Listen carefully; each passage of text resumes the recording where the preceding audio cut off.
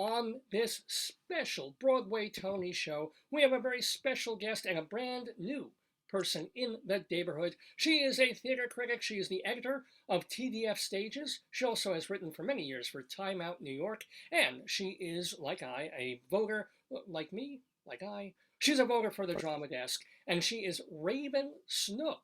Delighted to have you in the neighborhood. Let me ask you, in fact, first off, since you're new here, was it exciting to be back in the theater, or was it just like, oh, a year and a half has gone by and it feels absolutely normal? It was one of those things where it was exciting to be back, obviously, but in terms of feeling the hiatus, time lost all meaning. So when I was back going to 3, 4, 5 shows a week, it wasn't like I'd had a year and a half off. After about, I'd say, maybe a month, I felt like I'd never had a break at all. So exciting, yes, but also had that kind of grind feel to it, which is good and bad. I mean, people say, they play me little tiny violins when I complain about going to the theater all the time, but it takes a lot of energy to engage in in-person theater in a way that, TV and virtual theater and movies do not. So it can get pretty tiring. And also for people like us, we're not just picking and choosing. We're not saying, oh, I want to see this play this week, this musical 3 weeks from now. It's like, yeah, I'm seeing this. I have to see this. I don't want to see it, but I got to see it. That's our lives too. They yeah. don't get that. And that, yes. And the fact that you have to really, sometimes I'm just seeing things for pleasure or because I feel like I'm a completist and I want to see them. But when you're in there and you're going to be writing about it, you're in there with your brain working. You can't zone out. I mean, you're at work. So Well, it does take a fair amount of energy. I hope you won't consider this work, but we are going to put you to No, work no, on no, this. this is fun. Oh, good. Oh, good. This category, and it should, and you're excited about this category. You told me because Yes. you've got some strong opinions all about featured actor in a play. I'll give you the Yes. nominees. They're Alfie Allen in Hangmen, Chuck Cooper, Trouble in Mind, Jesse Tyler Ferguson in Take Me Out, Ron Cephas Jones in the play Clydes, Michael Oberholzer in Take Me Out, and a third person from Take Me Out, Jesse Williams. Raven Snook, your thoughts? Well, first of all, it's one of the two acting categories where you have 3 people from the same show going up against each other. You have the same situation in best lead actor in a play for the Lehman trilogy. Here it's Take Me Out. And I think that conventional wisdom says that Jesse Tyler Ferguson will probably win. I mean, it was a very, very well reviewed revival. He is beloved by the theater community, and he's one of those people who really made good, right? I remember seeing him in On the Town in 1999, I think it was, the George C. Wolfe On the Town. And this is long before Modern Family, long before he'd gone to Hollywood. And I think people just love him so much. They love that he's come back and done Shakespeare in the Park and that he's done Broadway. This is his first Tony nomination.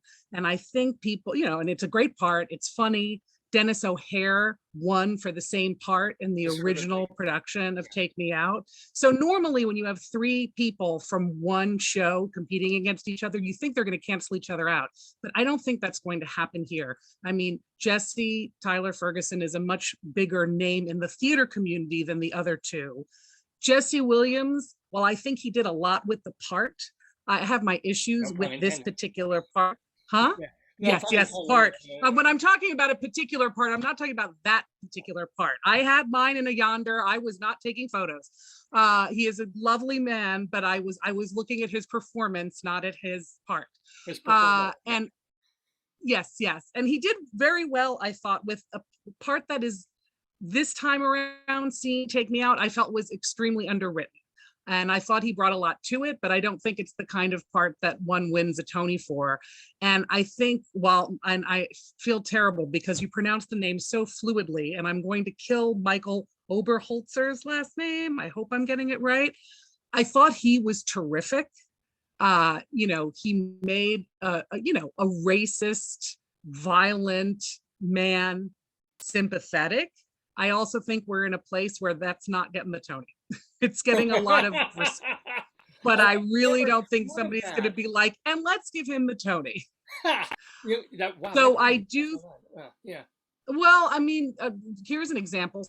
Sam Rockwell, not to go to another category, but he won for that type of role in a way, an Oscar for 3 billboards outside. Yeah. So but I think we're in a different place now where even if people respect the work, we're not going to give it the award. I mean, we'll see. And I think he has a great future. I'm really excited to see where that actor goes next, because to be honest, I was unfamiliar with his work and I thought he was great.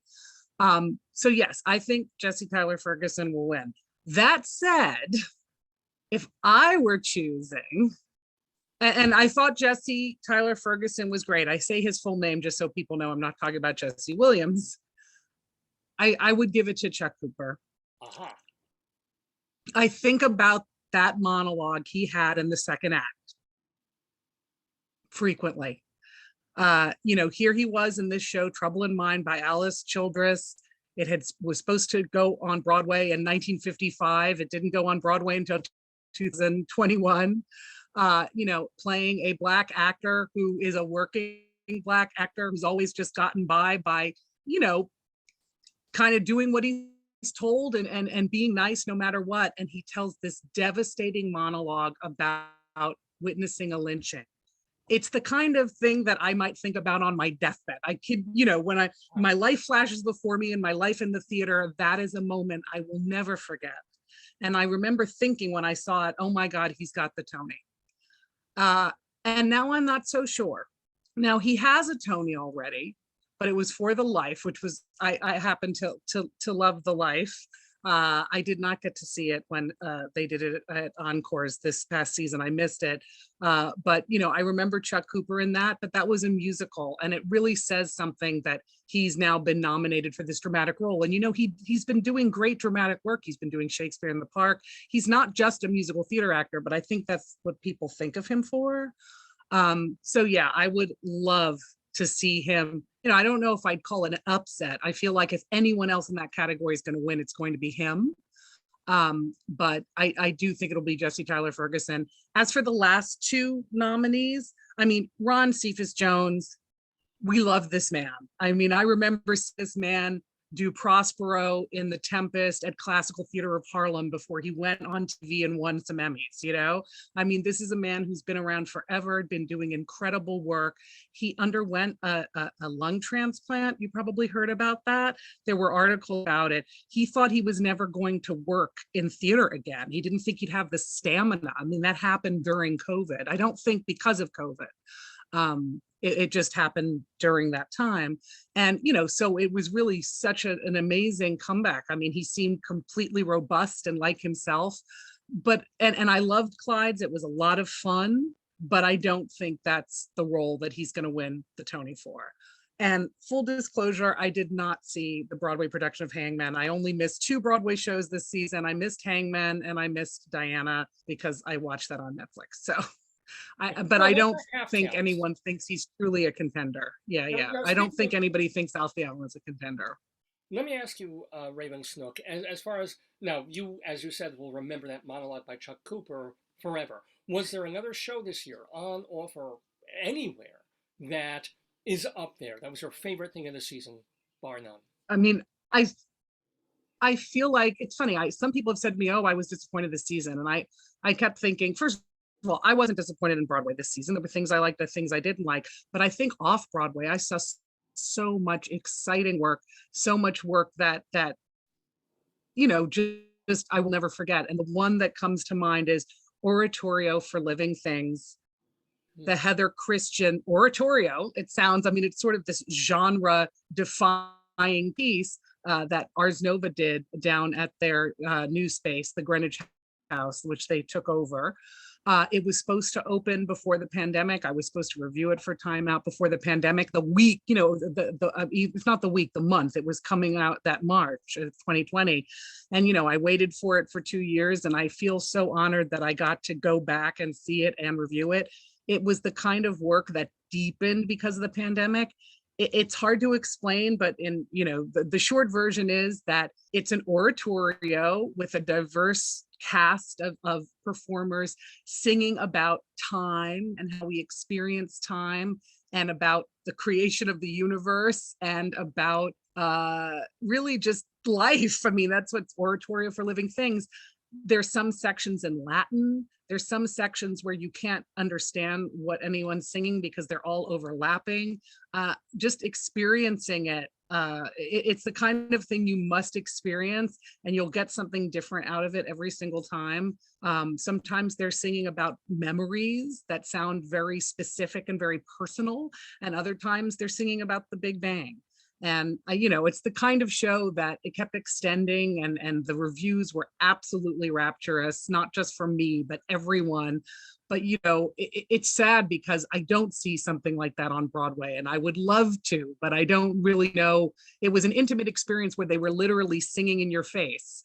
I don't know how one really accomplishes that on Broadway. So that was my absolute favorite thing this season. Yeah, but did you see it? No, I mean, they literally were steps from your face, and during COVID, obviously that was a bit nerve-wracking in some ways. I mean, it changed how you engaged with the piece. They were right there in front of you. You were masked, they were not. There was a level of trust.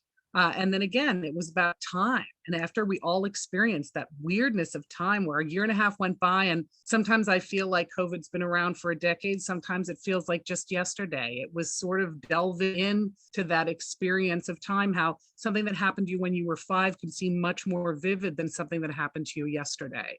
I've never seen a piece capture that experience. So that was my absolute favorite thing. But then there were many things I liked also. Well, we certainly liked having Raven Snook with us in the neighborhood on our special show. Be sure to read, of course, TDF Stages. That's the Theater Development Fund site.